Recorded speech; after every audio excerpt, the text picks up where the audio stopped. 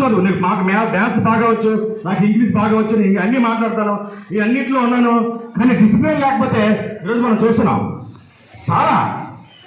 మరి ఈ అందువల్ల ఏంటంటే డిసిప్లిన్ అనేది మీరు నాకు అవకాశం ఉన్నంత వరకు డిసిప్లిన్లో మేము అందరూ పెట్టాం. ఆ టైంలో కొట్టవలసి కూడా చాలా మందికి వచ్చింది. కాబట్టి ఏంటంటే మరి అలాగే మీ పిల్లల్ని కూడా క్రమశిక్షణతో చక్కగా వాళ్ళకి వివరించి క్రమశిక్షణతో పెంచి భావి భారత పౌరులుగా తీర్చిదిద్దాలని కోరుకుంటూ నాకు ఈ అవకాశం ఇచ్చినటువంటి అందరికి కూడా ధన్యవాదాలు తెలియజేసుకుంటా. Thank you sir, thank you so much. అందరికీ 10th క్లాస్ బ్యాచ్ వాళ్ళందరికీ ఒక పీటీ సార్, 6th నుంచి 10th చదివే వాళ్ళకి 2 పీటీ సార్ గుర్తున్నారా?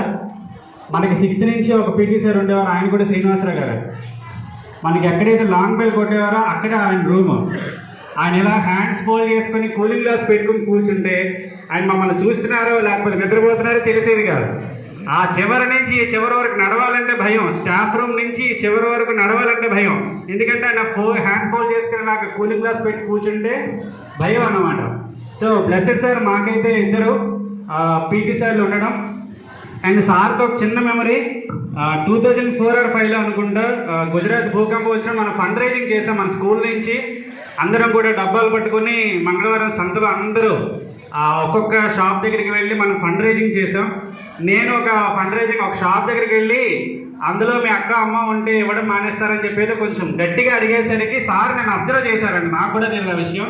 నెక్స్ట్ డే ప్రేయర్లో అది అప్రిషియేషన్ చేశారు, నాకు ఇప్పటికీ ఆ విషయం గుర్తుంది. సో సార్ ఒక పీటీ సారే కాదు, ఫండ్ రైజింగ్ విషయంలో కూడా మన స్కూల్ నుంచే కొంత డొనేట్ అనేది కూడా చేసాం మనం. Thank you so much sir. Our request, our చాలా స్ట్రిక్ట్ మేడం, మేడం తప్పుగా అనుకోవద్దు. అందరి జీవితాల్లో మ్యాథ్స్ అంటే మీరే గుర్తుంటారు ఎప్పటికీ అప్పటికి. మా అదృష్టం ఏంటో మీ మొహంలో చిరునవ్వు మేము చాలా ఏళ్ల తర్వాత చూస్తున్నాం. ఇదే నువ్వు చిరకాలు ఉండాలని మా అందరి తరపున ఒకసారి క్లాస్ శిరీష మేడం తాలూకా బ్లెస్సింగ్స్ మనకి, అలాగే నెక్స్ట్ జనరేషన్ కిడ్స్ అందరికి ఉండాలని మనం ఒకసారి ఫ్యూ వర్డ్స్.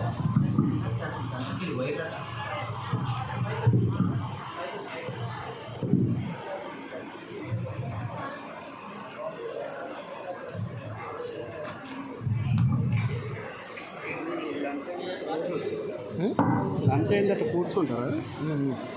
కూర్చొని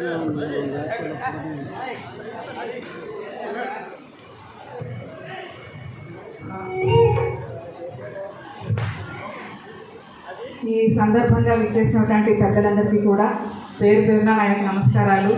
అండ్ అలానే మా పిల్లలందరికీ నా ఆశీస్సులు. అయితే నా స్పీచ్ మొదలు పెట్టే ముందు ఒక చిన్న మాట, మన రాజగోపాలరావు గారు అన్న మాటకి చిన్న క్లారిఫికేషన్